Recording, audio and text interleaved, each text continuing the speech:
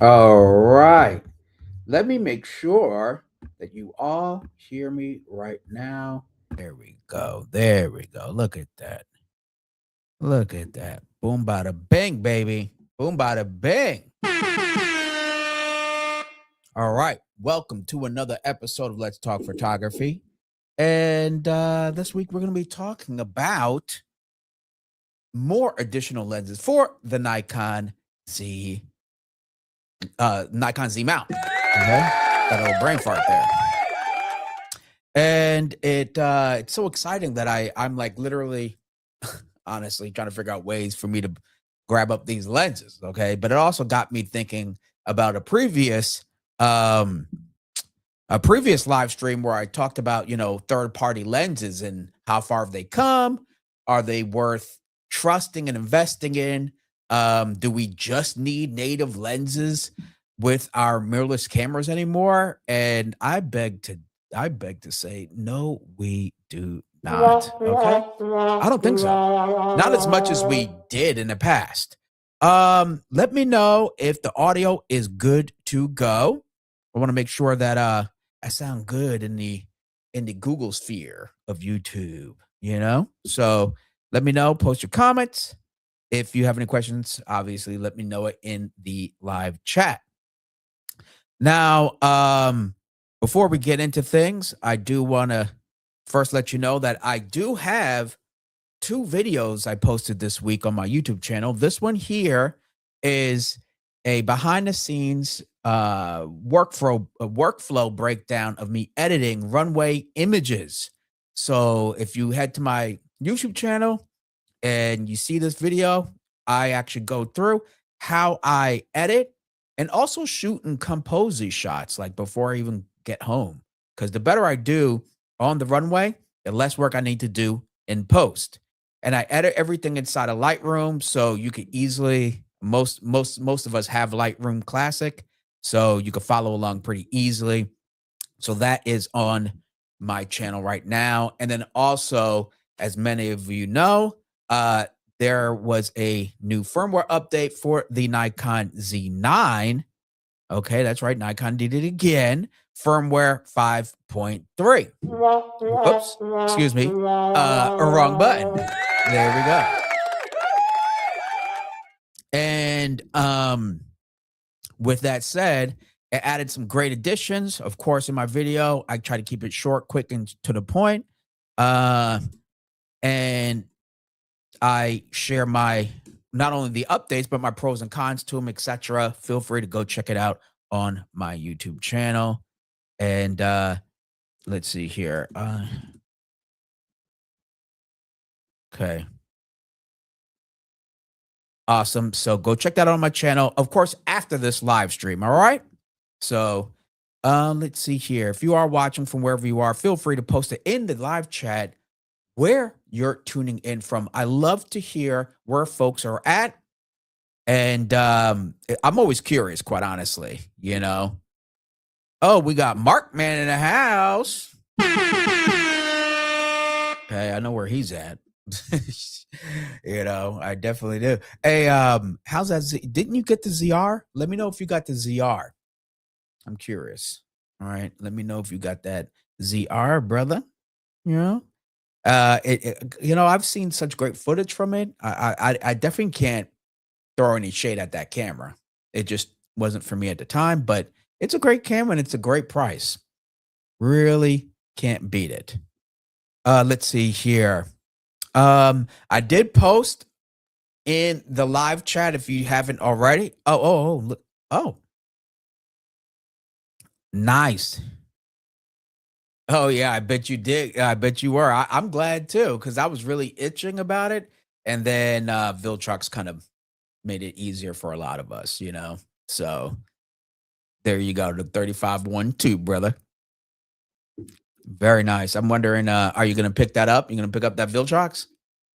Let me know. All right. I'm not going to lie. I'm definitely going to pick up, I think, anyway, we'll get to all that. Right now, I do want to let you know, right here, One of the best ways to support the channel is to become a member. That's right. Actually become a member. All right. If you want to support the channel and see more content like this, get access and exclusive videos, members only live chat, and I just set up a Discord for the members. And our memberships start at $2.99. And let me tell you, it's a huge help to this channel and helps me to continue to do what I do and provide more content. All right. So, like I said, the membership to join this channel starts at $2.99. And I'm really excited to build out the Discord channel where I'll be extremely active, helping, inspiring, motivating your journey through photography, filmmaking, etc. Or if you just want to share your content. And yeah, this is going to be a great place to be at. So definitely join my channel, and it really helps me out. Okay. No pressure. No pressure. Don't you worry about it. It's all good if you can't. I totally get it. I'm gonna wait for it right now. Just have to get my money right again. Hey, brother. I totally understand, the 3512, being at $1,000. Totally get it. The 8514 looks like a really good steal of a deal, at $599. So, but we're going to talk more about that. But I totally understand. I'm kind of in the same boat since I just picked up another camera. I totally get it. But we all know usually that's not even usually, the best investment is in your glass, not another camera. I totally, so for those that can, so far it looks like I've heard nothing but great things about these lenses. And that's why I wanted to talk about it during this live stream. Let's see here. Let's go back to the thing. Of course, if you enjoy what you're seeing, smash that like, share, subscribe, and hit the bell icon to get notifications for upcoming content. Because believe it or not, I've been told so many times that people don't get notifications and don't know I am live or dropped a new video until days later or a day later or whatnot. So hitting that bell icon really helps to make sure you get notified when I do drop more content. All right. Let's see here. Of course, if you have any questions, drop your opinion in the chat. All right. Don't be afraid. Don't be afraid. It's called a live chat for a reason. Let's see here. And for those who haven't already, make sure you go ahead and follow me on the socials. I'm on Facebook for one or two people who are still there. I am on Instagram. Of course, I'm on Threads, and I'm on TikTok. And of course, X or Twitter or whatever else, whatever the name is going to be tomorrow. Okay. I'm also on there, but I'm very active on Instagram.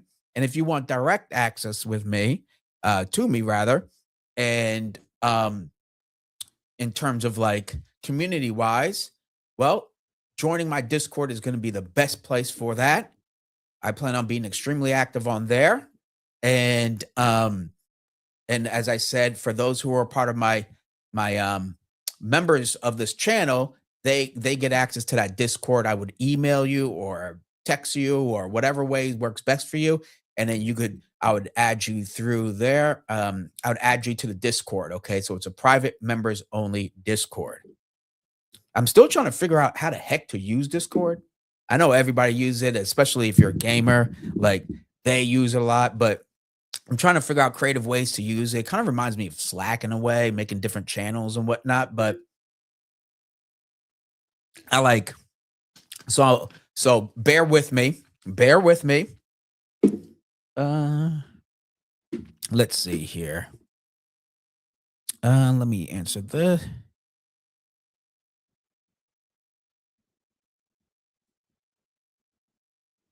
Okay.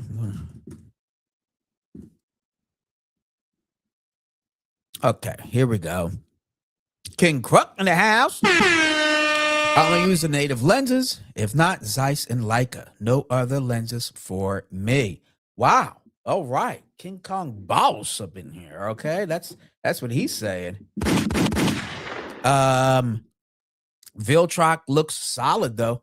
That's the thing that's almost really interesting. VILTROX it's been there a year. I mean, the 135.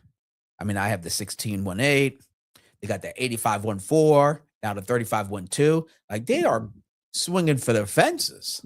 It's really, really interesting to see this company almost out of obscurity just make serious headrooms. I'm really impressed.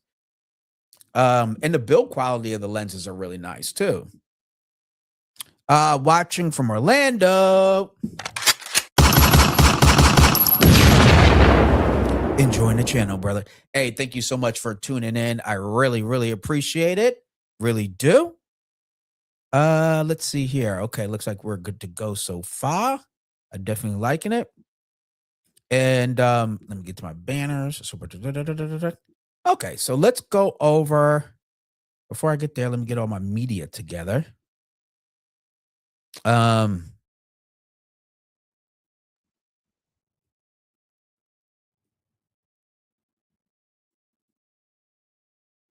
Okay, let's see. Let me get my media together, everybody. So far, thank you so much.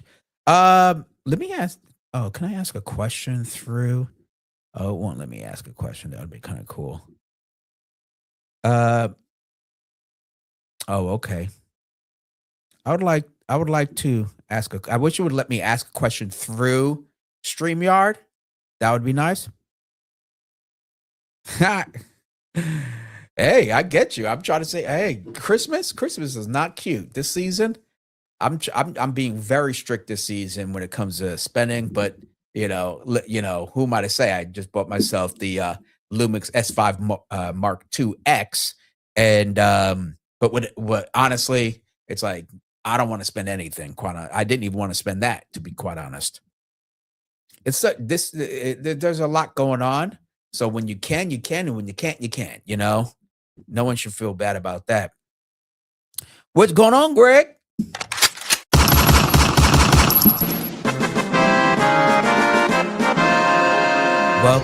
Welcome. Good evening to you as well. Good evening to you. So yeah, that's a good point, King Kruk. There's always new gear coming out. You're never going to be able to keep up. That's for sure. You're never going to be able to keep up. What I tend to do myself when it comes to purchasing decisions is it going to help me or make my workflow that much better? Right? Is it going to help me improve or make my workflow that much better?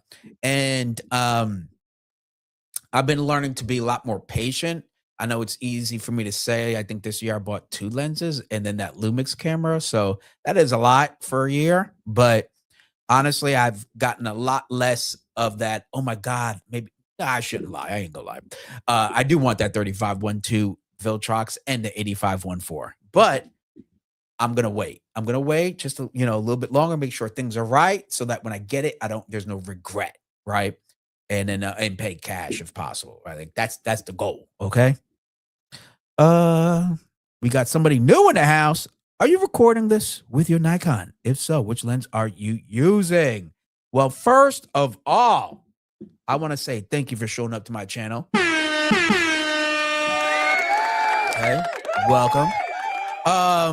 First is no. And when I'm filming from this perspective, I'm using a Lumix camera, Lumix GH6. Believe it or not, because I have like a little stand, and it's super like that camera, super lightweight, super easy, and I'm using basically a 24-70. Okay, so I'm using a 12-35 f2.8, and it's at 2.8 f2.8 f2.8 right now. Now, when I do my other talking head videos, like the Nikon firmware update video, that's shot with the Lumix with the Z6 Mark III with the 50 f1.2 at f that video was shot at f1.8. Okay, so check out that video. It's this video right here, and you can see me shoot with the Nikon Z6 Mark III and that 50mm lens. Okay, that's on my channel. Feel free to subscribe and check out that video. Okay. But thank you for that question. I really appreciate that. Good question. I just like this little camera right here just because of how small it is. The autofocus. This is the last contract base detect autofocus micro four third camera that Lumix released, the GH6, and then at the GH7 they have the phase detect like the S5 Mark II, S5 Mark II X. So, but it's rocking solid. And the one time I did switch this camera, you all noticed I got comments, and man, I ran so quick to put this camera back. I'm like, whoo! So, and I know how to work with these colors really, really well. Like Lumix colors, I know what to do with it, and I'm very comfortable with it. So for this one, there you go. But my other one, Nikon Z6 Mark III all day. And then workflow is key, Robert. Oh yeah, Zeiss lenses get me there with little work. Gotta pay the cost to be the boss, baby. You already know, okay? Yeah, it costs to be the boss. You know what I'm saying? I get it, and it costs a lot.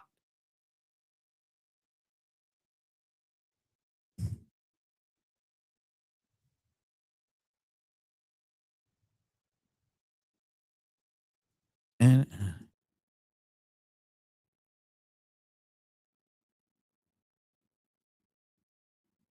absolutely. So cool. Sorry, I'm like working on three different things, setting things up. I wish I had a producer. If I had a producer, it would help because then I could just concentrate on this. Don't have to type here, set things up. So anyway, what I do want to share with you is that video I mentioned earlier, right here, of me sharing my step-by-step workflow when I edit my runway photos. That video, which is on my channel right now, I want to just go through and share with you what I was able to capture. All right. So let's go turn that off. Let's head on over here to my YouTube, to my website. Check this out. Now, let's go like this. These images I captured with the Z8, okay, and the ZS 50, the 50 mil f1.2 S lens, okay?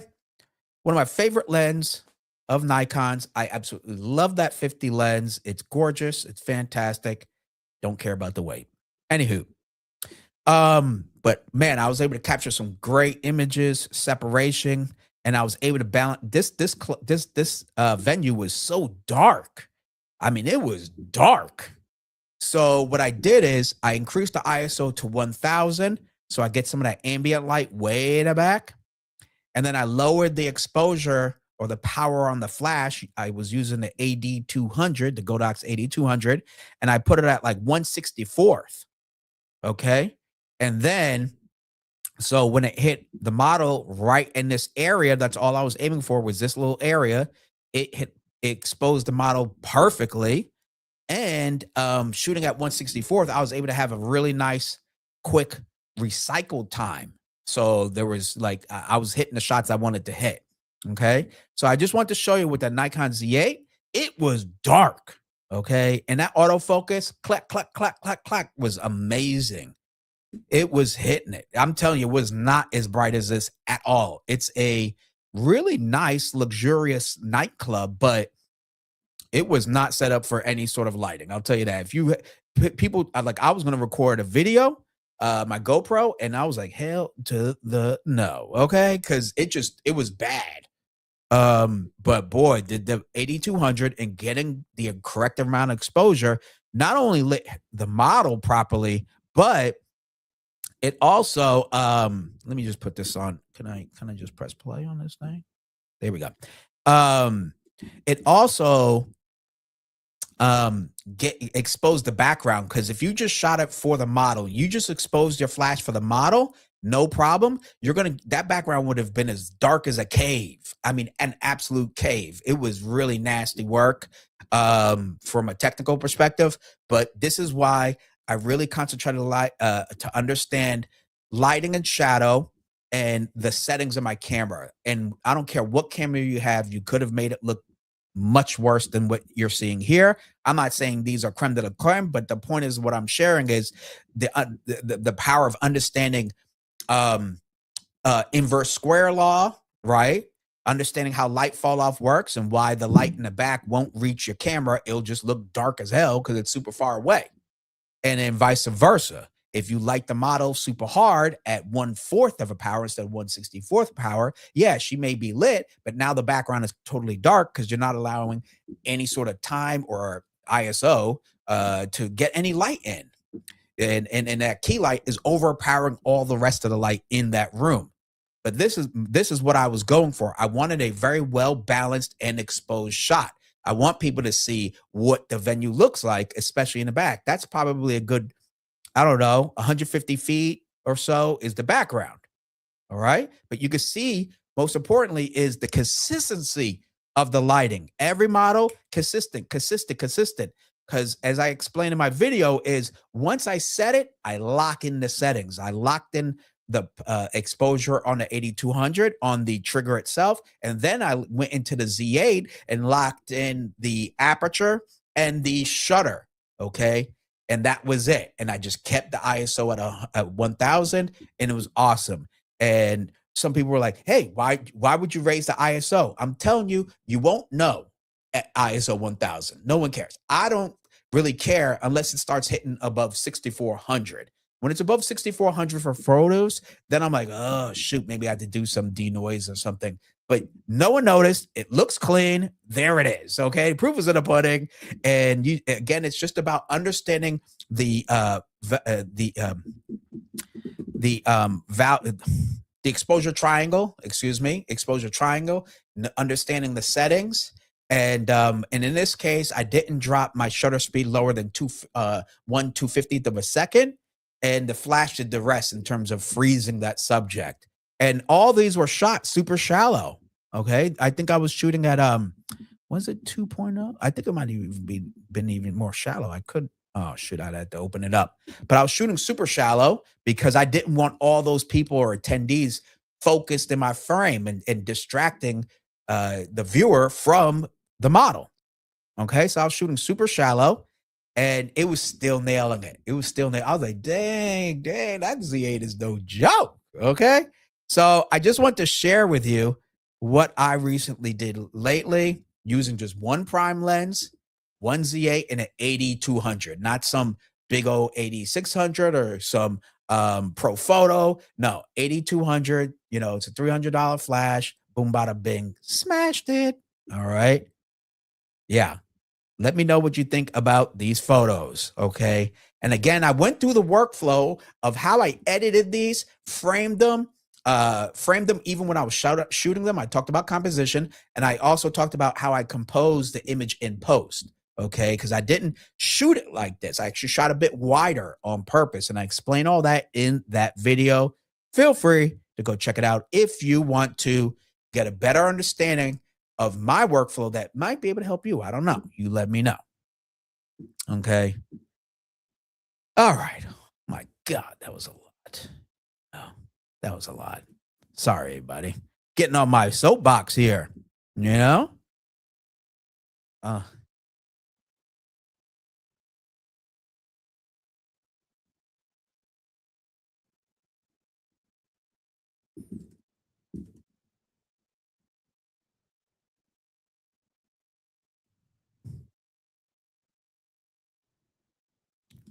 So now, all right, cool. Let's check out some of these comments. Cool.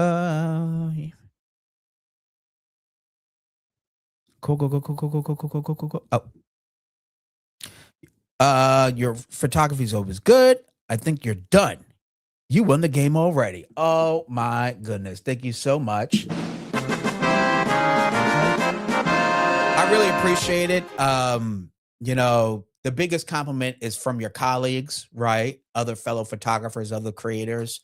I was talking to an artist today for a documentary I'm shooting, and he nailed it. He's like, I really take it as a compliment when my other creatives or other artists says, oh, that's a great piece of work. And because we all understand what we put in, the dedication and the level of skills it takes to be consistent at what you do too, meaning the consistent expectation of results. So I really appreciate that, Ken Krug. Thank you. And I appreciate you continue to always jump on the stream and say what's up. I really do appreciate that. Okay. There are times like right now, we only got like 11 people on the stream, but I'll tell you one thing. I am so grateful for all 11. All right. I remember it was 2 or 3. All right, so I'll take the 11. How far is the flash from the bottle? Now that's a great question. I'm gonna say it was about maybe 10 feet, maybe less. Okay, because where I was sitting, the flash was to my camera left. Okay, the flash was to my camera left, up high, above the model's head, pointing 45 down.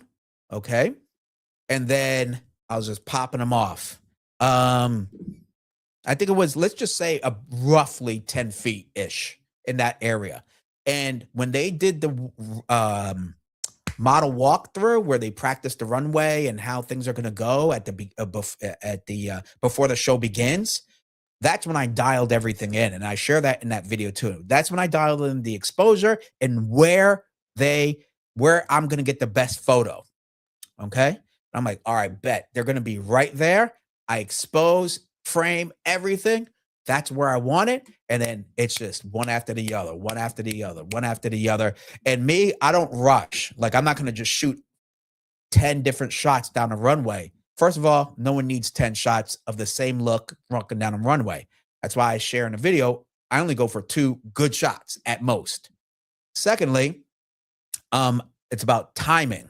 Okay, timing. When they're walking down a runway, I wait for their legs at the end where the ankles cross, because then the hips look great, legs look great, they're nice and tall generally, and hopefully they're looking forward, okay? And their eyes are open. But generally, that's a good shot when they're walking down. And the second one is, of course, a pose at the end. Sometimes they pose twice. I'll capture that too.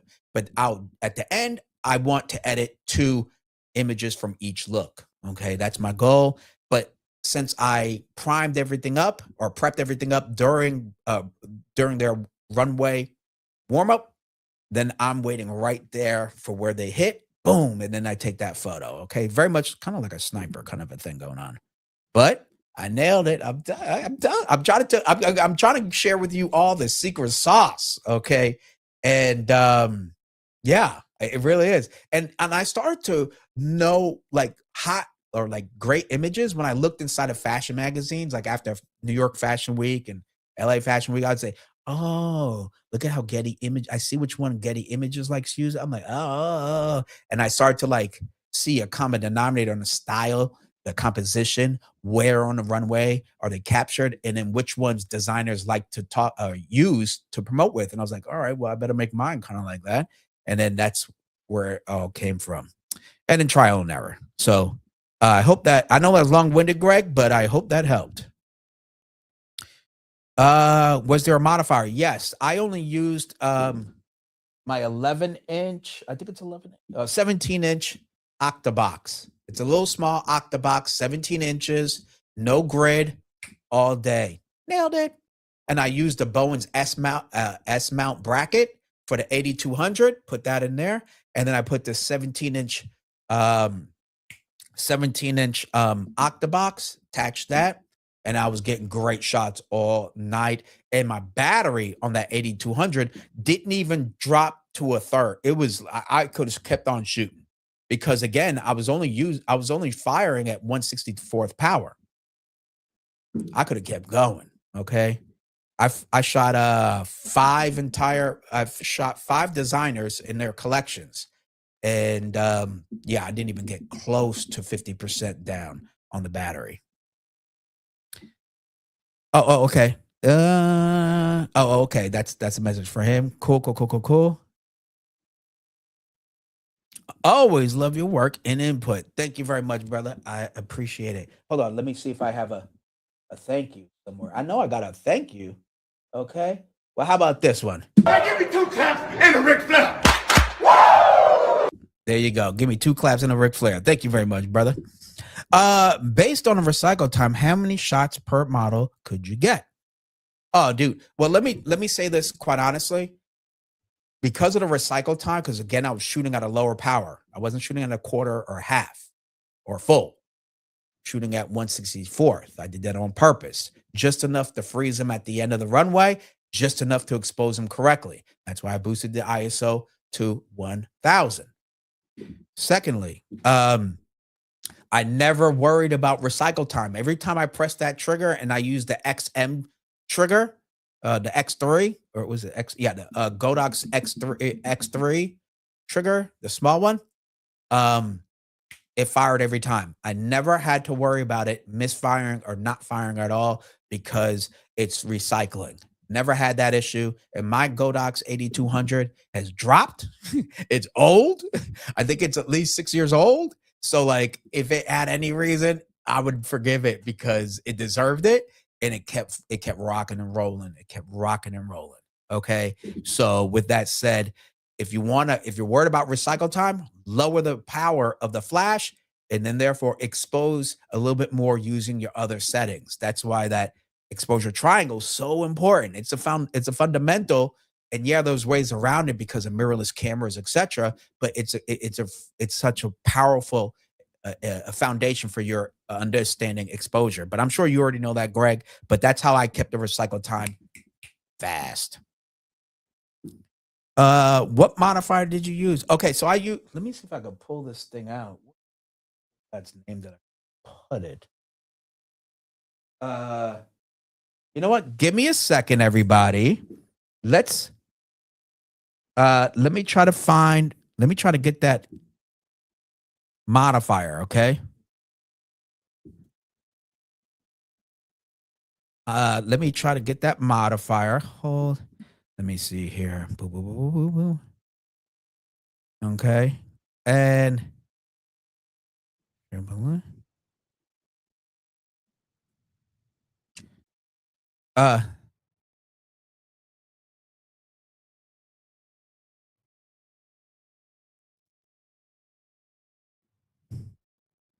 cool. And okay, so let me just finish this part up.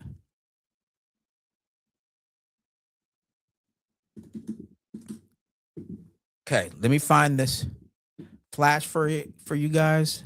These the softbox, okay? Let me see if I can find it in the speed of this.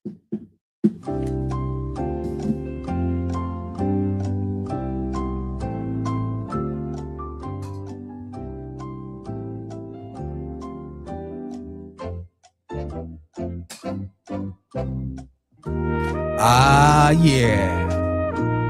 Okay. I am back. Okay.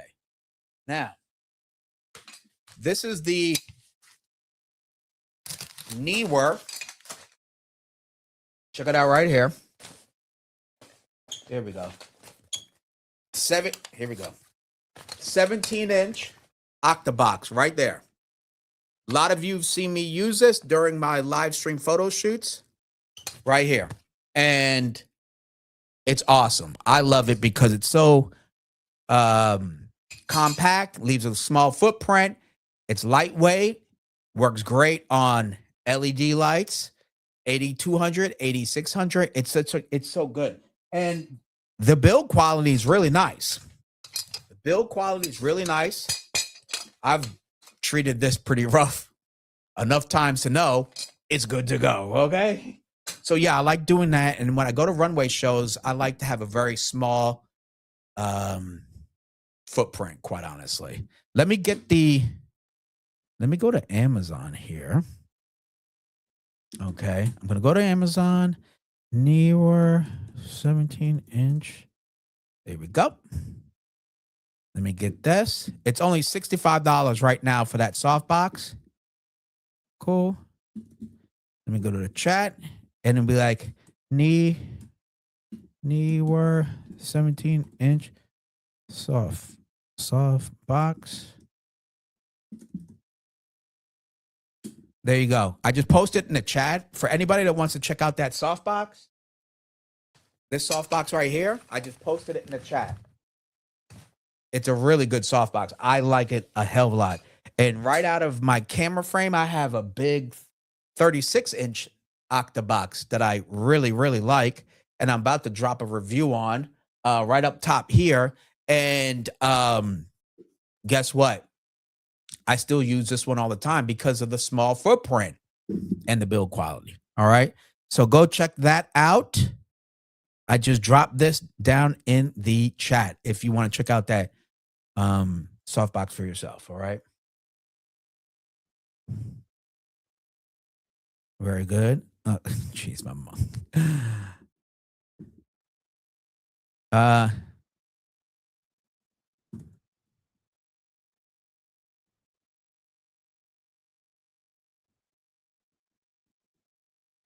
um,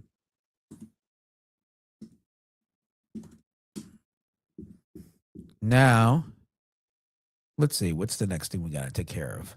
Let's get to the next thing. Okay. Oh, so for those that don't know, feel free to go ahead and smash that like, share, and subscribe to the channel if you enjoy what I'm sharing.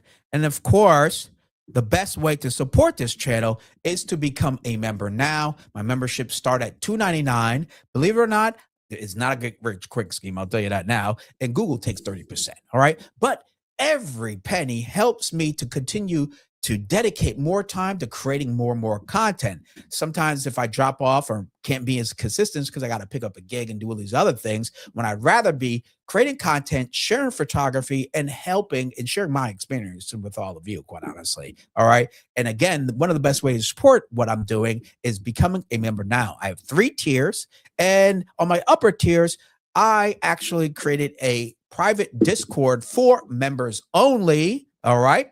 And that's where you're going to be able to tap in with me, share what you got going on, ask me whatever questions you may have, or just brag about what you got going on. All right. So feel free to join my channel. Click down below. All right. Let's see here. Let's check out some questions if we have any comments. Are you recording this with your Nikon? Oh, well, that's an old one. My bad. Uh-oh, Mushy, what's going on, brother? Mushy. Have you made your list of milestones you're trying to achieve in 2026? That's a great question. Well, here's the thing.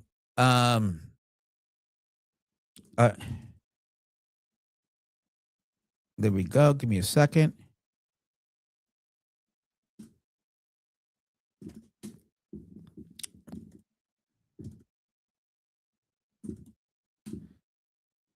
Now, here's the thing. Here's my thing about achievements, milestones, etc. One of my milestones for this year is getting on certain streaming platforms when it comes to my films. I know I talk a lot about photography on here. It's kind of how I started my whole jam, but I really have a burning passion for filmmaking.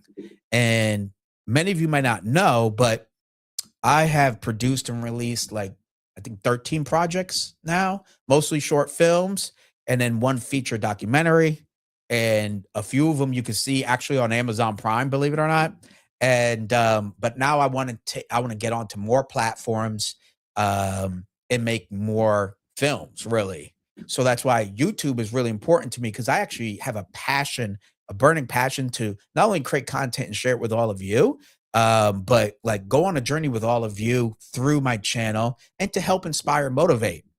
And I think a couple years ago, I was like, photography alone would no longer cut it. You got to get into video. And now with AI, it's like you got to do a lot more than that. But nonetheless, so one of my milestones is definitely uh, filming a docu-series, and I just started the pre-production on that, the development stage, and building out the proof of concept. So that's a milestone for me. Another milestone is photography wise, I kind of hit a lot of things I've always wanted to do. New York Fashion Week, LA Fashion Week. I really love fashion photography. I really do. I think it's a beautiful art. And there's something about it. I love fashion photography. Um, a milestone this year would be shooting more studio work would be something I would like to do a lot more of. Would you guys like to see me shoot more studio portraits, beauty photography, editorial photography? Let me know in the chat. But that is something I definitely want to get more into. What other milestones? Yeah, I think the milestones for me is like the filmmaking stuff for sure.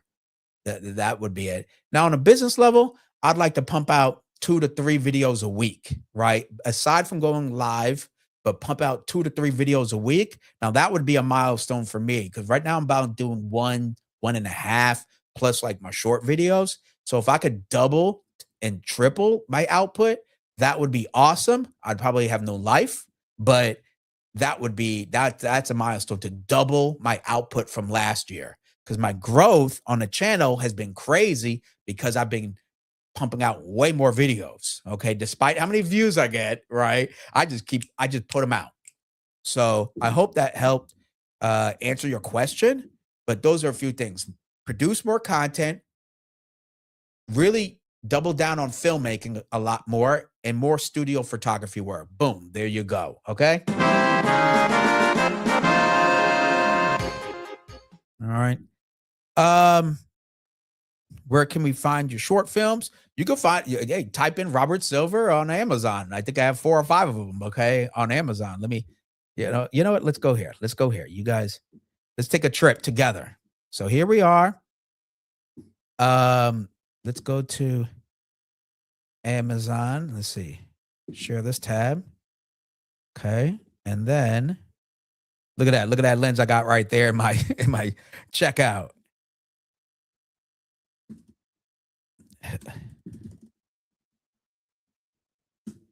Now, cool. Okay, hold on. Give me 2 seconds.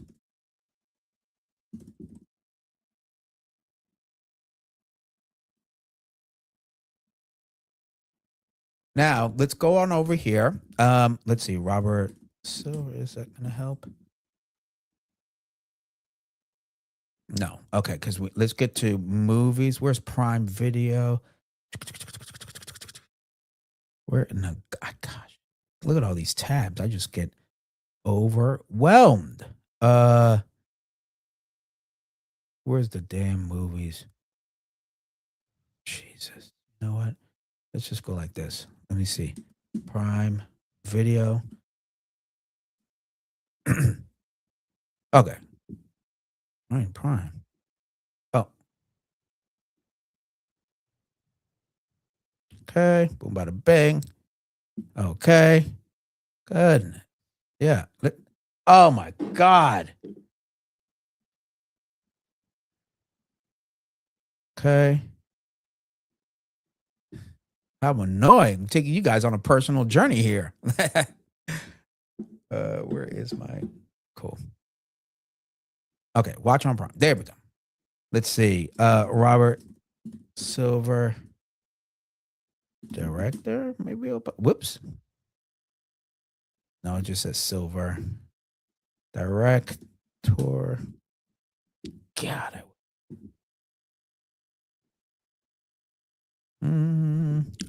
Here we go. All right. Gee whiz. Let me do. What's the first one? Jeez.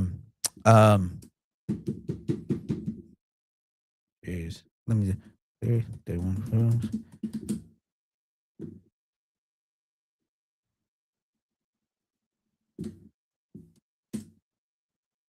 There we go. Gee whiz. Okay.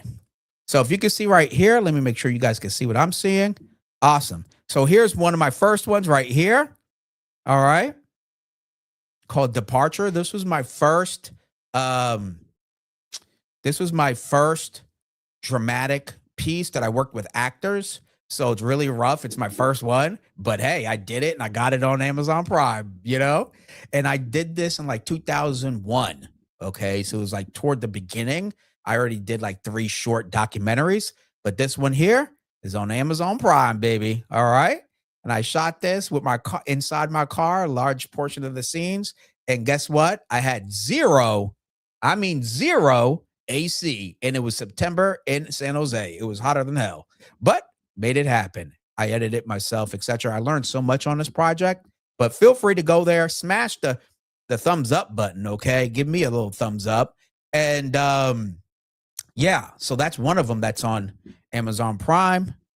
There is, let me see what else is it. Look at this thing. Oh, here we go. This is a short doc about a ceramic artist. Okay, it's only $1. Okay, you cheap sons of guns. It's only $1. Check it out. Support an artist. So that's right here. Stone Cold Poetry about a world-renowned ceramic artist in Richmond, California. You can check him out. John Toki, he's an awesome dude. Shot this using Lumix. All these projects I shot using Lumix, by the way. Okay. So you go check that out. And then I have a couple others. All right. I don't want this whole thing to be about my dang films. All right. So all I have to say is shout out to me. All right. So I just want to share that with all of you because of, you know, hey, you know, we all start at zero. I certainly didn't have anybody come help me and say, hey, do it this way and all that. A lot of those projects I shot by myself. I mean, those people helped me out, but they were mainly the actors and whatnot. And one of them helped me produce it. And I just figured it out. And if I made mistakes, I just fix it in the next film that I did. There you go. And it's just a process, right? And one thing is, you know, one thing is you have to just trust the process and be okay that and remind yourself that everyone starts at zero. Only a very small few have a silver spoon, you know, their father is a big time director or something like that. But most of us start at zero. We all don't know what we're doing, you know. Anywho, thank you, Daniel, for asking that question. I'm hoping for super wide full frame autofocus lenses for VILTROX. Anyone? Yeah.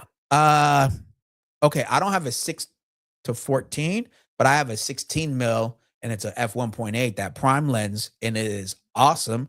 I think I got it right here. Is this it? Yeah.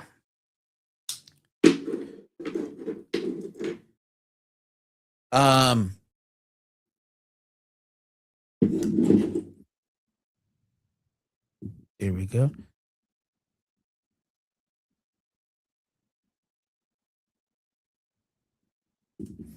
Now, okay, I actually really love this lens. Check it out right there. Okay. Now, this lens is really good. I forgot it's really affordable. It is super wide. It's not as wide as you're talking about, the 16-14, but it's an excellent built lens. This is one of their pro lenses, not the lab lens. Right underneath that grade, it's the same grade as the 85 f1.4 Pro lens. Okay, but it's a great build. Really nice. Prime lens though. And it's only a 77 millimeter filter thread. Okay, so maybe that's something you want to check out. I don't know. If you do, feel free to message me. I could send you a link, whatever. But it's available on Amazon. I bought it, well, on Amazon. And I bought it while I was streaming with all of y'all. So, and there you go. So that's what I'm using right now for super wide. I really love that lens. It's great. Obviously, if you shoot wide open at 16, you're gonna get some vignetting on the edges, but I still enjoyed shooting with that lens.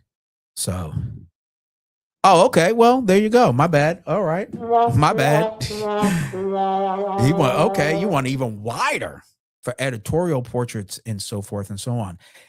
Are you shooting with Nikon? Let me know if you're using Nikon. Really look forward to seeing your films on Prime Video. Thanks for sure.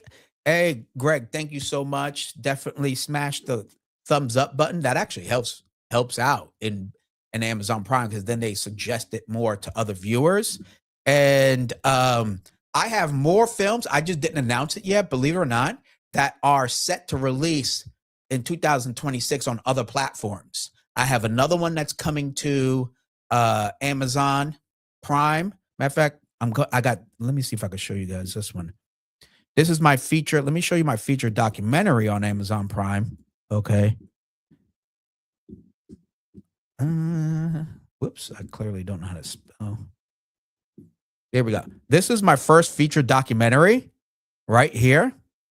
And it's about it's called COVID-19, the fallout of a modern pandemic, which explores the profound impact of the, lockdown and everything on the San Francisco Bay Area. And I just decided to just start interviewing and filming and recording and documenting literally the experience that we were all sharing. It was very interesting to me. Obviously, it was a one of a lifetime kind of a experience for all of us. And I just started to film it and turn it into a documentary. And after a year and a half later, and only $750, I shot this, put it together. I edited, did the sound design, did everything. And here we go. Okay. I produced it. I set up the interviews. Man, I didn't know what I was doing. You know, I said, okay, well, I've seen enough documentaries. I think I get the gist of how it's put together. And I did just that. I was like, screw it. And my brother like chipped in $500 and I took $250, and a year and a half later, here, there it was. It's won numerous awards. I think like 3 film awards, and it's on Amazon Prime, and it's going to be on a couple more platforms uh first quarter of 2026. Okay. So, it's not major wins, but it's little wins. Okay. And that's what I'm trying to share with all of you is that, you know, don't worry about 0 to 100. Worry about 0 to 1. Just get started, put something out despite how technically wrong you're going to get it, because you're going to get it wrong. You're going to find out, you're going to always find something to complain about. The point is starting it and finishing it. That's the biggest hurdle for 95% of the creatives I know, is starting it and finishing it. So many people want to be a photographer, so start shooting. Well, this and the time and that, my camera, my soda, just start shooting. You want to start filming. But you'd be amazed how hard that is for so many people out there. And it's hard for me too. That's why I have to be so disciplined about my scheduling, my timing, and when I do it, and those around me, like my lifestyle, etc. Okay. Um, but thank you very much, Greg. I really appreciate that. Question to you about the lens. Are you able to disable the aperture wheel? It is killing me. I keep turning it by mistake. Oh, on the 16? Let me see. I haven't I haven't had that issue on the 16. Um, I just generally put it at, auto, and then I control it through the camera. Okay, let me see. It's trying to get my face. There we go. Okay. So I put it on A or auto, as you know, and then I control the aperture through the camera. And then if you're worried about that, lock that aperture setting inside the settings of the camera, like I did with the Z8. Maybe that will help, you know? Okay. Real quick, let me see this.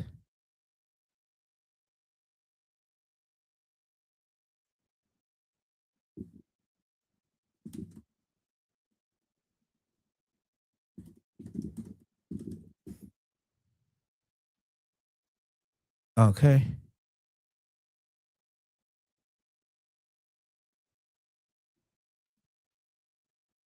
Okay.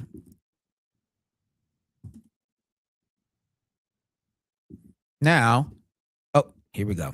Yes, I'm gonna. Okay, if you're with Nikon, okay, let me get back to that original question. Yeah. Okay, if a wider lens for Nikon, I mean, obviously you have the 14 to 24 mil, so you can do that. F2.8 lens, you do have that. It's a fantastic lens. That might be one of your better bets. But if you're looking for even wider than that, I'm trying to think. I've only seen prime lenses that are wider than that. VILTROX, I think, has a couple of super wide primes. So I would check out VILTROX. If you're shooting Nikon, I'm not sure how many. I think Sigma only may have APS-C lenses for Nikon, or Tamron. Tamron may have them. I know they've done some Z-mount. But off the top, that 14 to 24, that's an amazing lens, not only for photos, but for video. And it gives you that awesome, super wide, distorted fashion look every time. It's great. So that might be some, but it sounds like it's not wide enough for you. Uh, Thank you very much, Greg. Really appreciate it. Super great idea to do a documentary during the pandemic. Definitely gonna check that out. Thank you so very much. I really appreciate it. I swear I have a thank you somewhere. Where is my thank yous at? It is right on over here. Thank you very much. There you go. Trump said thank you for me on my behalf. Okay. Um, yeah, I put in yeah, I put it in audio, but auto, but it keeps turning and I can't find out how to disable it in the camera. I thought I did, but this lens seems not to let me disable it. Okay, yeah, I'm sorry. You may have to Google that, but I haven't had that issue a whole lot, but I could see it being an issue for sure. I generally do it the way that I shared with you. So sorry about that. I wish I could help you out more. There is a VILTROX which is 14, but it has f4, which isn't bad. I might get that. Do you shoot how do you shoot indoor, outdoor? I'm actually really not opposed to a f4 lens. I actually think I wouldn't say underrated, but I think like people shouldn't shy away from it as much as some may, like I got to get f2.8. I get it. Twice the speed, twice the light. I get all that, but f4 is still pretty good. I mean, this lens right here, bam, the 24 to 120 f4. I love this lens to pieces. And it's an f4 lens. It's like a Swiss Army knife when it comes to Nikon zoom lenses. You get your wide, you could definitely punch in. You can do it for portraits, landscapes, events, travel, whatever. Boom. Swiss Army knife of Nikon lenses right here. And I have no problem being f4. I've noticed a lot of lenses, even though it could go to 2.0 or 2.8, it's sharper at f4 anyway.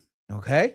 And it's more accurate with the autofocus sometimes. So like, if it's f4, if you're gonna get, you know what? I'm so sorry. Film 974.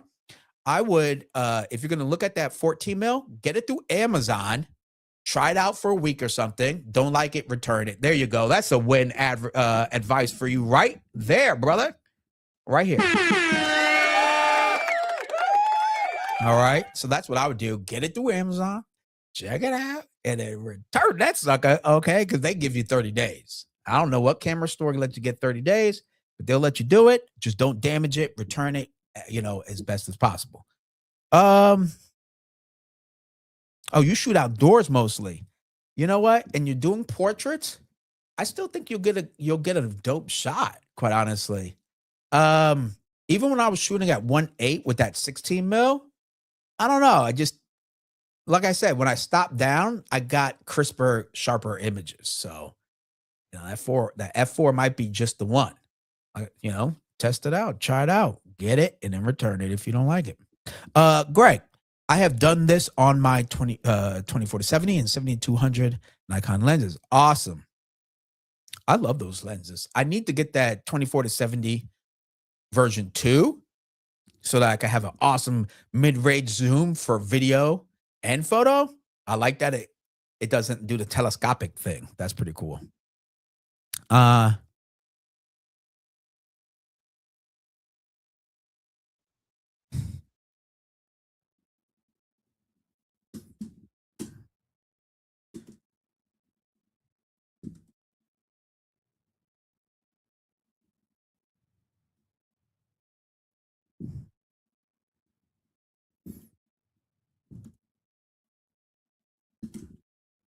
Now, okay, there we go.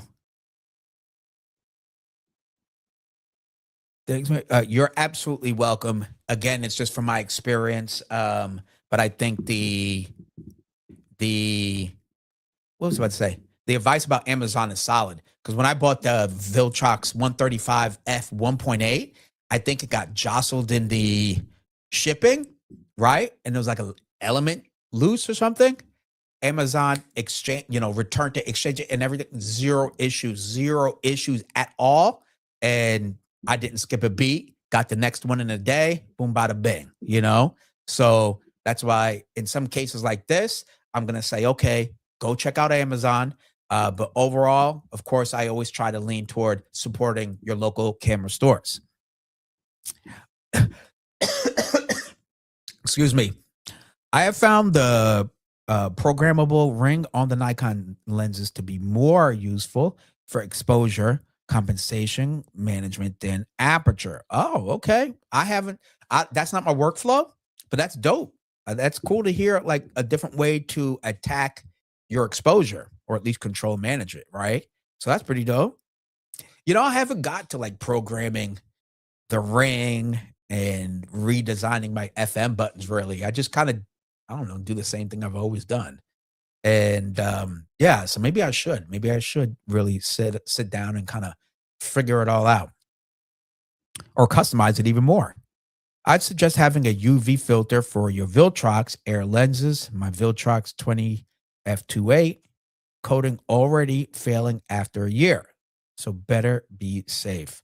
Wow, Fajar, thank you so very much. Okay. I really appreciate you sharing that little tip with everybody. Okay. I can't count the times I look over and I have taken a number of exposures at f22. Hey, and that's why I recommend locking in that value in the camera settings. Okay. Where is it? Wow. So let me see if yeah. So I go into camera, I go into setup. I think it's setup. Let me see if I can lock it in. Setup. Is it setup? No. Network. No. Where is it? Maybe it's shooting. Oh no, it's in controls. Controls. Okay.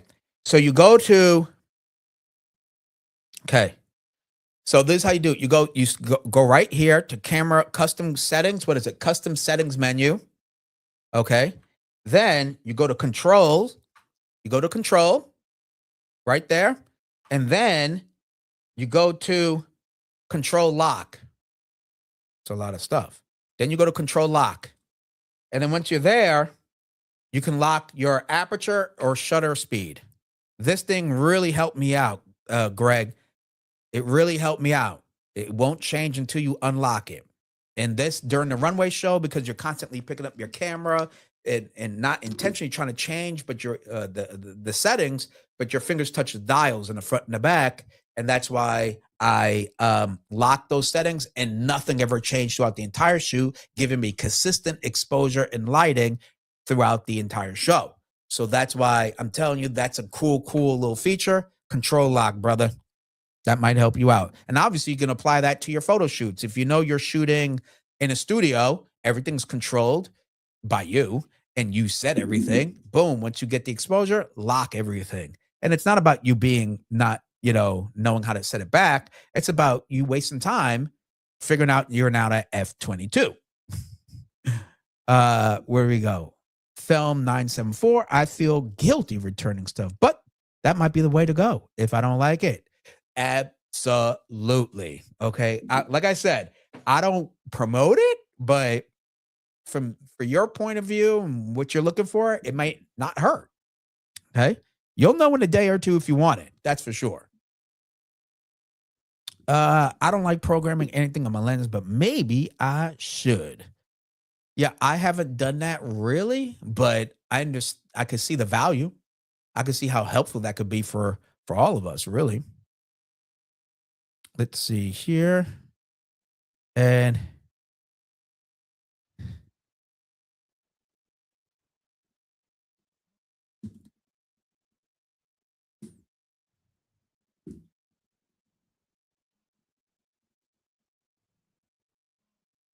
now, here's the next one. I plan to increase my price card next year. Oh, shout out to you.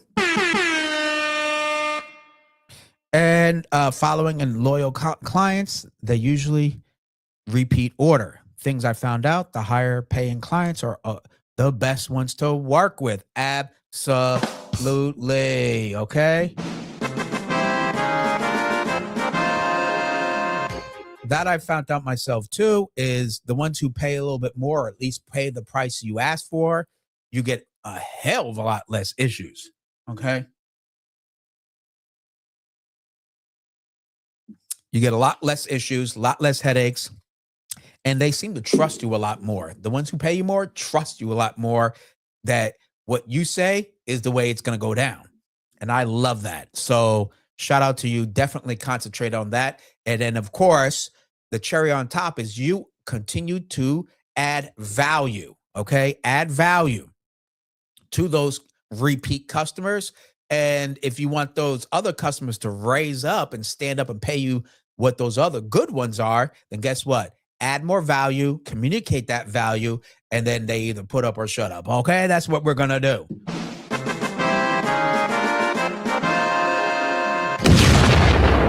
Put up or shut up.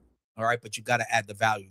Right now, honestly, as creatives, photographers, filmmakers, whatever, if we're not constantly thinking of how do I add more value, you will get left behind. They will find somebody else who's willing to do that much more than you. This is not the time with all these technological advances to take your foot off the gas. Absolutely not. All right.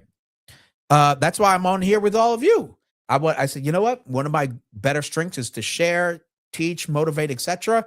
You triple down on that. Okay, when I have clients, I have the clients thing rocking, and when what is it? And then I got my filmmaking and everything else. It's like you got to constantly figuring out in the marketplace, how do I add more value? All right. Anyway, thanks for the control lock tip. We'll definitely try it out. I'm telling you. Let me give you, how can I say, little secret. Okay, that was the first time, Greg, during that photo shoot last week that I ever used that control. Because guess what? I was just like you when I was doing the shooting the models as they were warming up the runway. I kept doing the same thing. I kept changing the value. It kept getting dark. I'm like, why? Oh, shoot. Now I'm at F. I went from F. What was I at? 1.8 or something. And then now I'm back at F8. I'm like, dang. I kept doing it. I said, there's got to be a way for me to lock these settings. And that's how I found out. So I found out not by knowing, but by messing up. Okay. So we're all in the same boat, swimming, rowing upstream with no paddles backwards. Okay. So we're all trying to figure it out. And that's why I want to share it with all of you. And it really helped me out because then I just had to worry about composing the shot and waiting for the right time to take my shot. So yeah, let me know how that works, Greg. Okay. Fajar, the higher paying clients usually just let me do my own thing. They trust me 100%. They sent the invoice faster than my editing paid. My value is now broader concept and photo book video soon. Man, I think you're going to have to get it, okay? I do this. Yeah, that's for you, brother. I'm the best there is. Yeah. Shout out to you. That's for you, Fajar. Yeah, man, that's phenomenal. And absolutely add more value, right? Worry about those who respect your craft and your professionalism, right? And make sure that they keep on coming back, brother. Way to go. That's awesome. It really is. Film 974. Yeah, that's what was happening to me with this 16 mil VILTROX lens. I'd be at 1.8 and boom, end up like F22. Very weird. Yes, I'm telling you, I totally understand. And that's why I did that lock control. Why don't you try out that lock control? Seriously, the lock control, that's the fail safe. It won't move a thing. It won't move a thing. Try the lock control tip before and figure that out about messing around with that aperture ring. Because literally in the control lock, where the heck my camera go? Oh, in that control lock, look, it says aperture lock. It says aperture lock right there. So that should do it. You set it and forget it. Okay, let's say it together. Let's say it together. Set it and forget it. So give that a shot. That might help you out too. Let my camera wig it out here with me do my voices. Okay.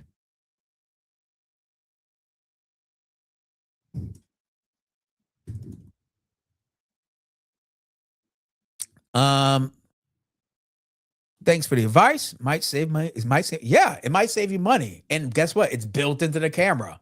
And so if you have a Z6 Mark III, more than likely any Z camera, you're going to find that lock. And I bet it's in the DSLRs too. But there it is. Okay. It saved me a lot of headache. And when I found out that fix, I was like, oh, and yeah, it was so simple. It was right there the whole time. So, but it was cool to have it. Set it and forget it. That's right. If you guys know, you know, right? What was that? The George Foreman grill? Set it and forget it. They would have the whole crowd doing that. Remember infomercials? You wake up at like 1 a.m. and there's, selling you something you don't need. You're like, you know what? That is clever. I like that. And then they had you in your bed in your pajamas talking about set it and forget it. All right. So anyway, little corny rant. I'm very much done with lenses, but I think I should start investing in continuous lighting. Video is expensive. Well, to tell you the truth,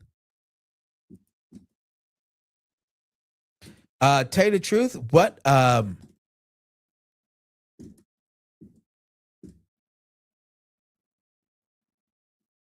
you the truth, the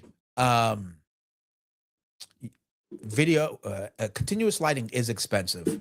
I have a 300 and a 600 by GVM. I absolutely love them both, and they're not cheap. They're not cheap. Good lighting cost. Okay, so be ready for that. You're not going to save money by going continuous. Matter of fact, you're probably going to spend more in order to be able to control the light and shoot at a being able to stop down your aperture if that's what you want. If you're shooting at 1.8, 1.4, 1.2, you definitely don't need nearly as a powerful light. But if you would like to stop down to f4, 5.6, something like that, guess what? You're going to need a shit ton of light. Okay. So just be prepared. I love LED. I like the simplicity of it and everything, especially for video. So I have LED. I have continuous and flash lighting, just depending on what I got going on. So I think that's a great way to go. Great lighting is like lenses, right? If you're shooting video, lighting is everything. It's simply everything. It really is. It really helps to shape the mood. Okay.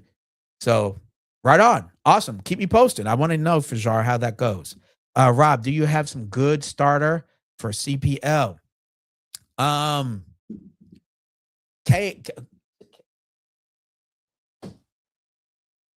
Hold on.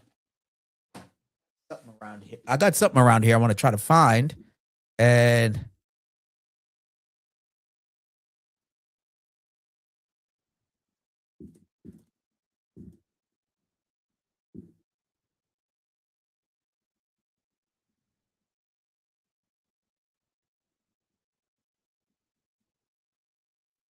let's see. Let me see if I can find this one.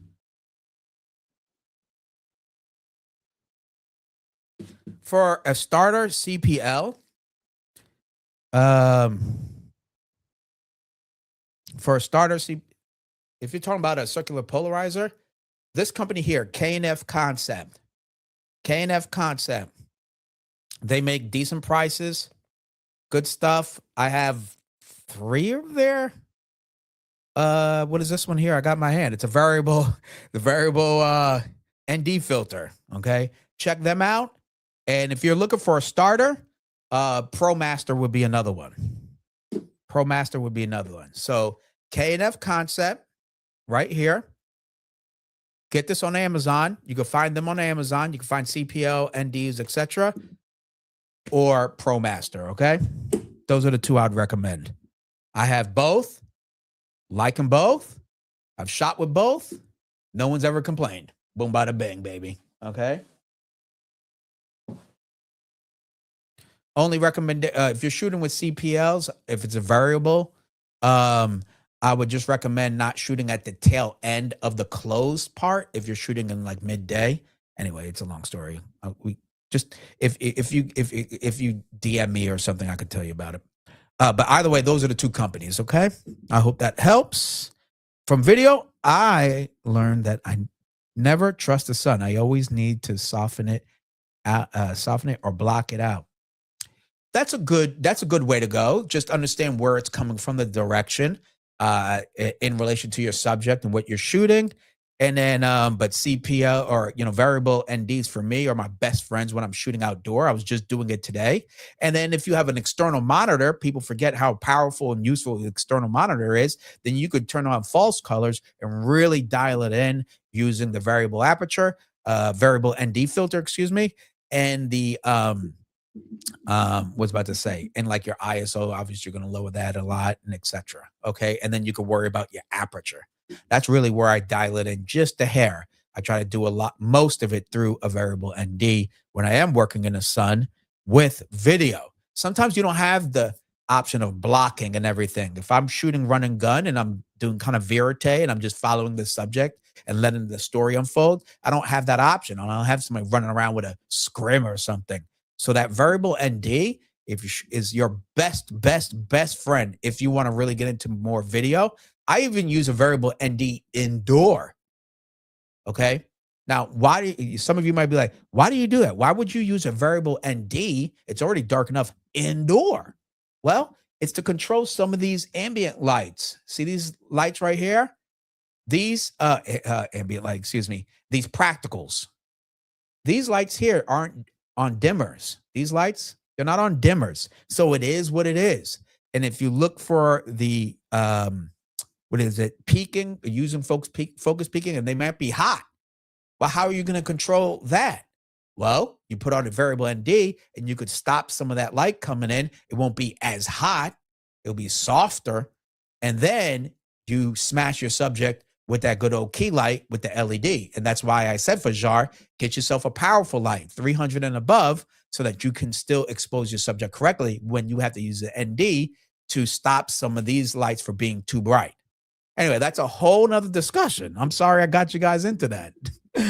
But it's like little tricks I learned. I learned from other people and other YouTubers, quite honestly. And I just like, and I tried out. I'm like, damn, my light looks good. And then that variable ND, even when you're shooting indoor, gives you way more flexibility. And you as a filmmaker or videographer and photographer, your ultimate like win is your mastery and control over light and shadow. Okay. That's the name of the game. That's the win, is your fundamental control over those variables. And that variable ND really does help. It's a great tool. Okay. I'll note that I'm done buying stuff and ended up not using it. I'm now learning from people's experience and mistakes. Hey, man, I tell you, the variable ND is not like anytime someone says they want to get into video, I tell you, this is a must. There's a lot of things you don't need, but I'll tell you, this is a must. Okay. Variable NDs. If you're shooting video, especially if you're a solo shooter, you may not use it every time, but you're going to use it a lot. Like whenever I step outside, I always have an ND filter on every time. And I just did that today. Okay. I wish I could show you some of the footage I shot. It looks so good. Super nice. And it's because of that ND filter. And all I had was a 50 f1.8 lens on my S5 Mark II X. And I'm telling you, I was like, damn, this is rocking. Okay. I already got Nisi True Color. Oh, dope. That's hold on. Well, I was about to start clapping for you. Okay. Hold on, brother. I got this one for you. There we go. I hate using high-speed sync even in photo. So variable ND eliminates that. Yeah, that's a great way to go too, right? I like high-speed sync for me is like if you need to for sure freeze that action, right? Some a moving subject, skateboarder, sports, etc. A Model 2 if you like, and for stylistic, but I don't always go for high speed, that high speed look at f1.2. To me, everybody could do it. There's honestly nothing really special about it. It's just another way to approach it. It's like a tool or another arrow in your quiver. Now, I don't need to use the same arrow every time and call it a day. I'm saying it's one of the things you can use at particular times. All right. So there you go. Absolutely. So if that works for you, man, freaking go for it. That's the way I put it. All right. Let me get a little swig of this, okay? Let me see.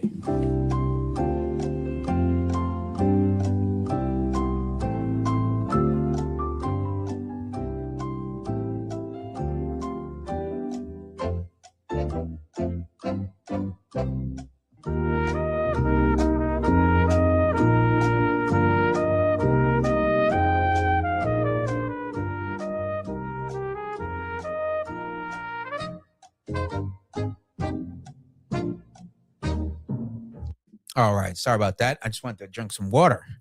All this preaching. All the preaching got my mouth, got me thirsty. I'm not gonna lie.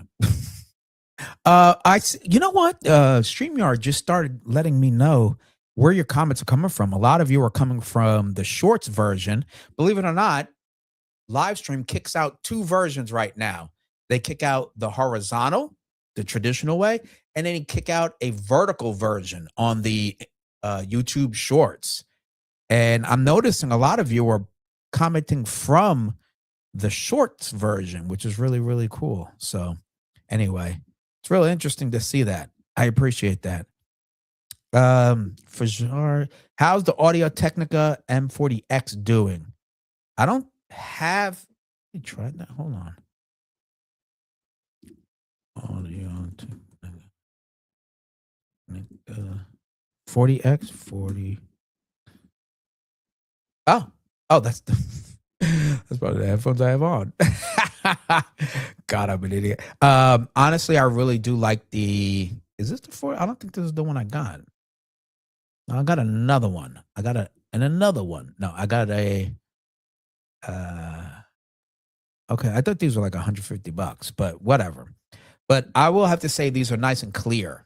I wish I had more low end, in my opinion. But I guess it's just because I listen to Dre Beats, the Beat Solo, and they have a lot of low end. But these are pretty dope. I really like them. It was definitely worth the investment. Let me see which model this is. This is the geez.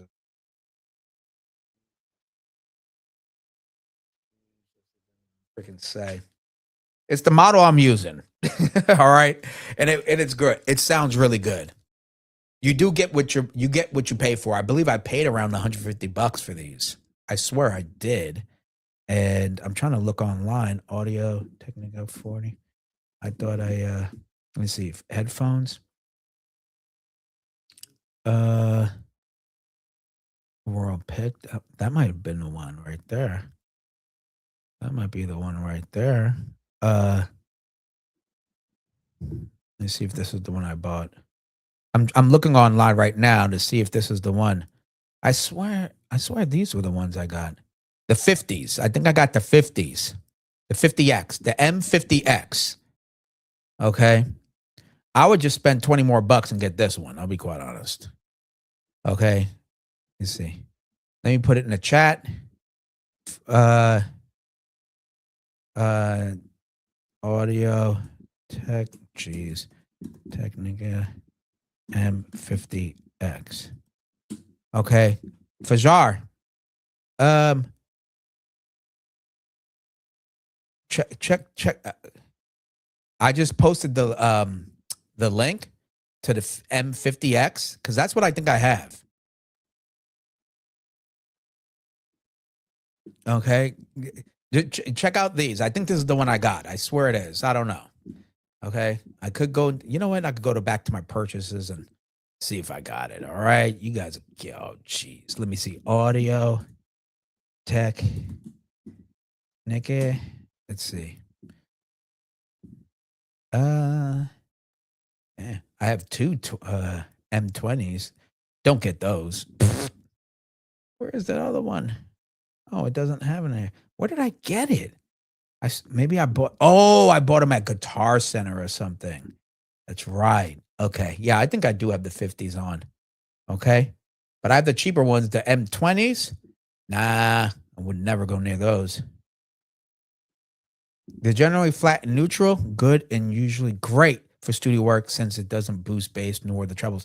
Exactly. I'm not gonna lie, that's exactly my experience. I love using it for this so I could truly understand how my mic sounds. Or there go my voice. Hello. So yeah, that's definitely been my experience.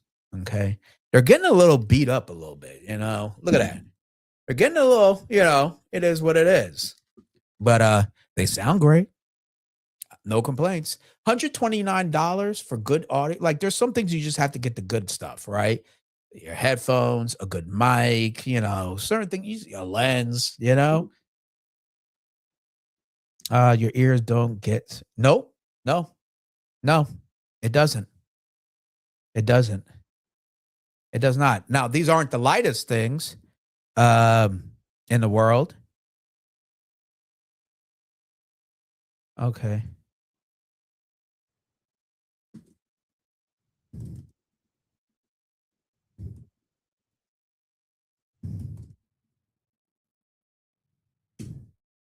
Uh,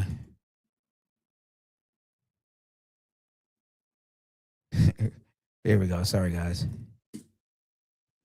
So yeah, no. It doesn't make my ears sweaty. Actually, my ears are kind of small. You know, it is what it is, and it wraps around them perfectly.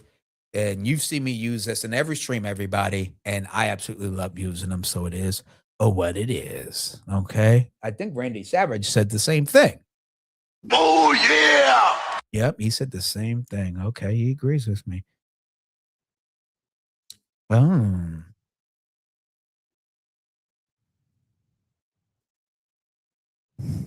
Okay.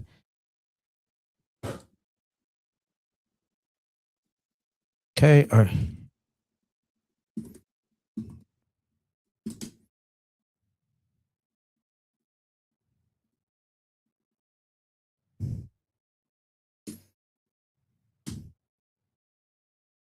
Now, okay, there we go. Sorry, guys. I'm again doing 2 million things. Now, let's get to what I wanted to talk about. All right, everybody. But no, thank you for that question there. Now, let's get to the first thing. Okay. First thing is we have the, oh, wait, hold on. Let me edit that. Duh. Let's talk about the first lens that was released. Okay. Which was the VILTROX 85 f1.4 Pro lens. And quite honestly, it is whoops, not let's not do that. Let's go right here and let's talk about it right on over here. Okay. This is the lens that originally came out for the Sony, right? Originally came out for the Sony. Well, excuse me, not this one. I'm so sorry. I got the wrong one up. Duh. Okay, let me go back. That's a mess up on my end. But that lens originally came out for Sony. I think it was back in June. And I was definitely one of the, I know I was. Every post I saw of it, I said, where is it for the Z-mount? Where is it for the Z-mount? Where is it for the Z-mount? And for only $598, I kept saying, where is it for the Z-mount? Okay, I really really excited about this lens. The price is fantastic, and every review I saw it for Sony was fantastic. Everybody loved this lens for the price and the quality you're getting out of it. And I was absolutely amazed. And guess what? If you had Sony and did not pick up this lens during Black Friday, shame on you, because it dropped 20% off that 598.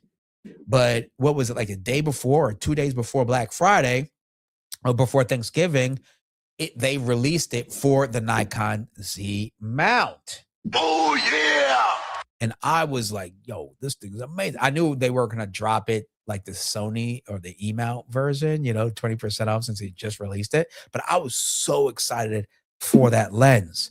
I've been waiting for like a really nice 85. I do not own the 85-1.2 from Nikon. I think it's a gorgeous lens. I've reviewed that lens on my channel. But definitely for almost $3,000, I'm just not going to pull the trigger quite yet. Okay. But this lens for $600, I mean, how do you pass that up? How do you pass that up? That's ridiculous, and that really, I think people should really pay attention to VILTROX a lot more. Now, could things be better? Sure. Is my VILTROX 135 f1.8 lens just as good as the Nikon Z version? No. Okay. But it's damn close and a third of the price. Okay. So for most people, it's more than fine. It's more than fine. And that 85 f1.4 lens for only $600 should definitely be on a lot of Z-mount camera users. list. It for sure is on mine. I think I have it right here. Uh, yep, I got it right here. Here, look, I'm walking like I talk it, everybody. Right here, look what's in my shopping cart. Right there, chilling. Okay, yesterday it said only 3 left. Now it's down to 2 left. But I'm gonna eventually get that lens for sure. That's a fact. I mean, what do you guys think for an 85 mil f 1.4 lens, $600? How can you beat it? Okay, like that is crazy. That's crazy. Would you dabble and try this out? What do you think? I tell you right now, it'd be hard for me to not recommend this lens. It'd be hard. Okay, for that price. All right, so that's just my opinion. Now, now that also brings up what just got released. Let me get to that thing. Okay. Now, what just got released, as if that wasn't enough. I mean, think about it. At first, they did the uh they came in hot and heavy with the VILTROX 135 f1.8 lens. Okay, people were like, "What are you doing?" Right? And then I believe they had that 50 f1.4 lens. People were like, "All right, all right, all right." But when they came out with that 85 1.4, people were like, "Yo, okay, we're taking notice." And then now they just released a 35 f1.2 for Z-mount. And that, I'm sorry, I damn near was like, look, I'm trying not to spend any money, but you're making it hard for a brother. I'll tell you that right now. When they drop that lens, let's go on ahead and check that out. Okay. When they drop this lens right here, I was like, God damn. Look at it. It just looks so good. I think yeah, that must be a Z8 right there. It looks so good. I'm like, damn. That looks nice. And during that fashion show I shot, I used the 35 mil prime for all the BTS, like the before the show began kind of content. And I loved using the 35 frame, framing of a 35 mil lens. And so having a lens that can open up to 1.2 just means I can gather that much more ambient light, etc. So, whoa. Now, this lens is more expensive than that 85. This one's coming in at $999. But it is a 35. It is f1.2. And this is their lab lens. It's the same quality as the 135. It's the same quality as this one, the 135 lens. I can take this thing off. Okay. Let me go back here. It's the same one. And right there. So this is the 135 lab. You can see it says it right there. Lab lens. And for VILTROX, this is their pro lenses. Pro series of lenses. So that 35 is their pro series, highest optics, highest quality of optics they have, autofocus performance, sealing, etc. And that one's $999, and that's a third of the price of the Nikon Z version. Now, I'm not against being native lens with a native mount, but I mean, $999 is a pretty damn good deal for a lens like that. And so far, the reviews I've seen have really enjoyed the performance of that lens, the color, contrast, and autofocus. I'm gonna watch another one when I get off the stream. But damn, that lens, it's in my wish list for sure. But let's see here. Let me see if I see anything.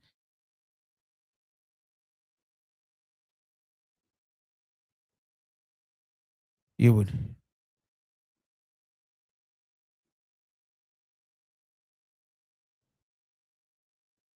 Okay.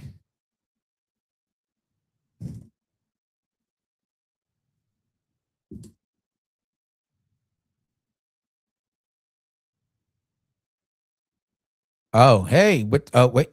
We got a this. VILTROX is definitely swinging for the fences. Their prices really bring high quality within the reach of a lot of people, and that's why I like talking about them. They don't sponsor me.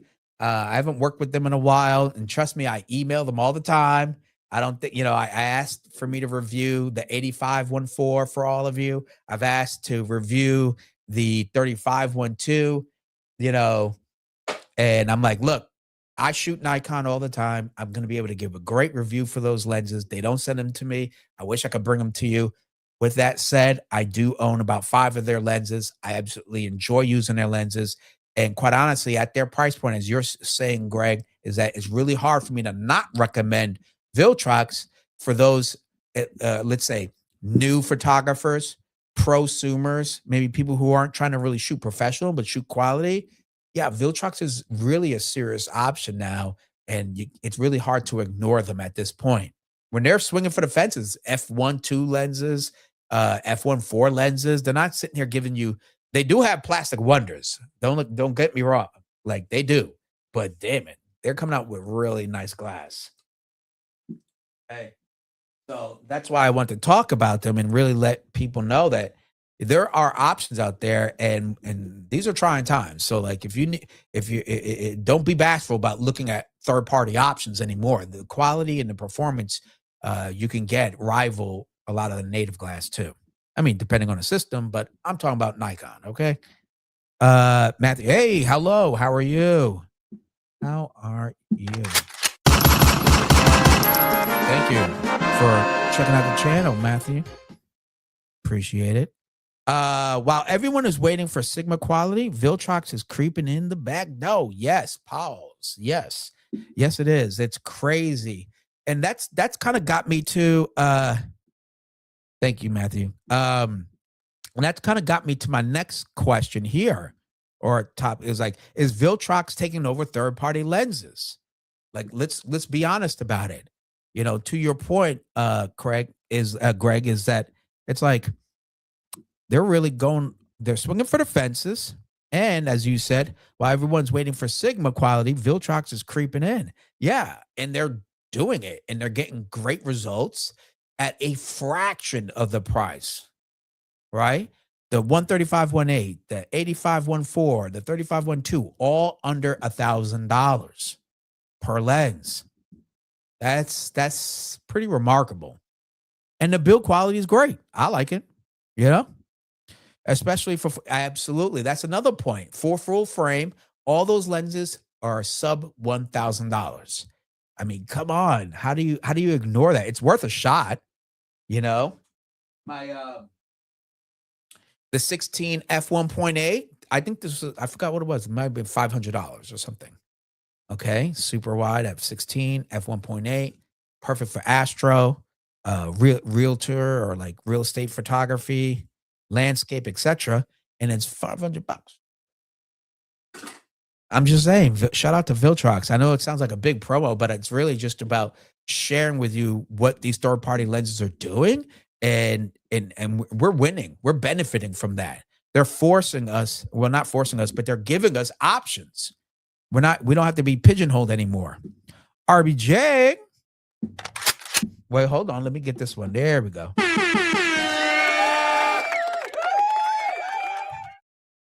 They're not creeping through. They're kicking down the front door. It's probably the best third-party lenses, especially the lab edition. You are not lying. You're not lying. Again, you get that 35-12. Your clients are never going to know if you shot with a VILTROX or a Z-mount lens. That's for sure. At a fraction of the price. A fraction of the price. You can't beat it. Okay. I wonder why Sigma has not moved to deliver more lenses for Z-mount full frame. That's a good question. They went real hard in the paint with Sony E-mount because Sony was probably more open with their mount. And then obviously L-mount. And if Nikon is letting VILTROX do all these things with their mount, I really don't know why Sigma won't, right? Because Sigma has the name. If Sigma was doing it, I still think Sigma is the best of the third-party lenses. You get a Sigma, you're good to go. Okay. performance, quality, color, sharpness, detail, all that, like you're good to go. But yeah, I feel you.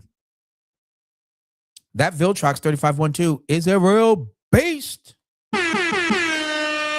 Absolutely it is. I mean, you can't deny it. And that's why I wanted to talk about it. I was like, yo, this is a great time. Um, you can get prosumer prices for professional quality lenses. And they look great on a Nikon camera. Okay. I'm not gonna lie. They don't look like, oh, that looks like a third-party lens on there. It's all metal construction, weather sealed, and everything else. Okay. This only helps Nikon sell more cameras. Don't know why Canon is not getting them. You're absolutely right. They want to really keep you into Canon, right? They want to keep all the money. I personally am that much more invested in a camera system when I have options for less lenses, like options in terms of variety, but also a variety of focal lengths, but also in price ranges, right? Because I'm generally happy with my Nikon. I have zero issues with the Z6 III or the Z8. So it's really just about lenses, and it just makes me pick up Nikon. And guess what? Whenever we show up somewhere, see another photographer, they're gonna say, "What are you working with?" Nikon, Sony, Canon, etc. So it just makes us. I'm still gonna say Nikon just because I have a Viltrox lens on there, and that's just the way it is. So yeah, you're absolutely right, RBJ. I couldn't agree more. Let me see here.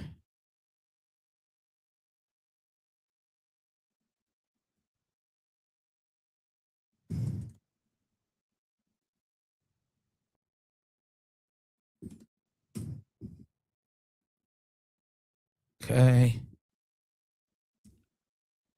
I was looking out for this lens for so long and buckled back in September and got the E-mount version with the Viltrox E to Z adapter, but the adapter is not as excellent. Trevor, funny that you say that. Like I personally would, yeah, I mean, clearly you did that, but when it comes to third party, the mounts and the switch it to this and to that, that, filmmaking is a lot easier because a lot of times it's manual lenses and you don't have all that what do you call it? The communication to be involved with and the uh dang it, what's on the tip of my tongue? You don't have those electronics to deal with, right? And yeah, I just don't trust third parties as that much. Like get the if and when possible, get that native mount on the back of that lens. But hey, I can see why you went there. I mean, the price is right. And like I said earlier, for E-mount during Black Friday, it was 400 something bucks. I mean, how do you beat that 85 f1.4 for 400 something bucks? I would never look at a Sony E-mount lens at like that or equivalent of. It's just not worth it. Not for my style, not for portraits, not for fashion photography. Just no, it doesn't matter. The result matters. And my models aren't running like that. They're not sports and wildlife and all this other stuff. In that case, I could see why you may want to go totally native with the lens and the mount, etc. But hey, but it's here. You know what you could do? Maybe you could sell those two things and maybe jump into the Z version. That's an option too. You could sell it. It's still a great lens. You might well, I don't know if somebody may need an adapter, but at least you won't lose out entirely, and it might perform even better. It sounds like it just might. So, but thanks for sharing your story. Really appreciate that. And let's see here. Okay.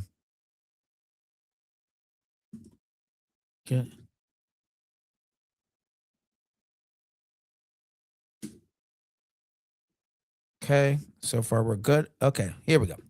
The minute I saw the teaser announcement, I put the E-mount up for sale. When it went on pre-order yesterday, I plunged to the website and copped the Z-mount version. Well, there you go. Yeah, I mean, there you go. I mean, not that I told you so, but I'm glad you did that. I mean, that's exactly what I would have done too. Tell you the truth. Uh, can't wait for it to get to me in. Oh, and Ganya? Oh, shoot. Okay. All right, brother. Dang, you out there. That's what's up. Well, I'm sure you're gonna love it. I mean, an 85 f1.4, that's going to be like such a quintessential portrait lens. You're going to be able to get so many beautiful shots. Let me know. Please keep me posted. You could send me a message or, share a post of the photo you took on Instagram. I'd love to see all that. All right. All right. So we are heading toward the end of my live stream, everybody. Okay. That means I'm getting tired around here. All right. So as I'm heading out of here, if you haven't already, okay, make sure you go ahead and subscribe to my socials. I'm on there on Facebook. I'm on Instagram, Twitter, Threads, all that good stuff. All right. Guyana. Oh, Guyana. That's what's up. Okay. Thank you. Thank you. I appreciate that. I was messing that up. Okay. So shame on me. So thank you very much. South Anger America. Oh, I'm going to look that up on Google Maps. I really appreciate you tuning in to this live stream. I really am. Thank you very much. All right. So follow me on all the socials. Also, I do have my 2 latest videos where I break down my workflow, my editing workflow of shooting runway images. That is live on my channel right now. You go check that out. And I break down how I not only shoot and expose for these shots, but also how I edit and frame it and everything else. Okay. So go check out that video. And then I also have my news of Nikon's latest firmware for the Z9 5.3. All right. So, on the way out, if you enjoy this video and you want to support this channel, the best way to do it is becoming a member. My memberships only, they start out at $2.99, and it helps me to dedicate more time, more energy to creating content you all enjoy and hopefully benefit from. All right. So click that join button down below. All right. So there you go. That's a woo. You see why I need to get off this? Okay. I'm talking way too much to all of you like this. This is a lot. Thank you very much. Yes. South America. Oh, dope. That's what's up. All right. Thank you very much, everybody. So with all of that said, I need to get up out of here. Oh, the Z9 from, oh, dope. That's what's up. Thank you, Greg. Thank you very much. All right, everybody. Have a good night. I will see you in the next one. Keep shooting. Stay creative.